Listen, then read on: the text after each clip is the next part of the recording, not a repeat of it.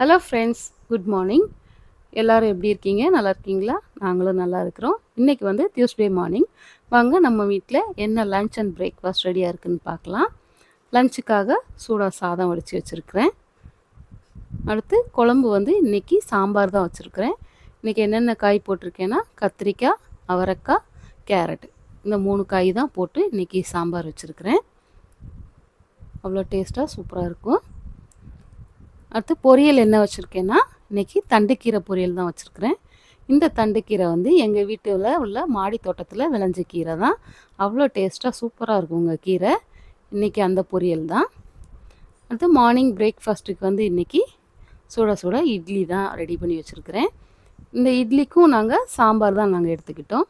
தேங்காய் சட்னி மோஸ்ட்லி எங்கள் வீட்டில் விரும்ப மாட்டாங்க. சாம்பார் இருக்கும்போது நாங்கள் அதே வந்து சைடிஷாக மார்னிங்க்கு எடுத்துக்குவோம். அடுத்து முட்டைக்கோஸ் பொரியலும் நான் செஞ்சு வச்சுருக்கிறேன். இந்த முட்டைக்கோஸுக்கு வந்து நான் பச்சை மிளகா மட்டும்தான் காரம் போட்டு தேங்காய் பூ போட்டு நல்லா பொரியல் பண்ணி வச்சுருக்கிறேன். இது வந்து நேற்று ஊற்றி வச்ச தயிர் கொஞ்சம் மிச்சம் இருந்தது ஃப்ரிட்ஜில்.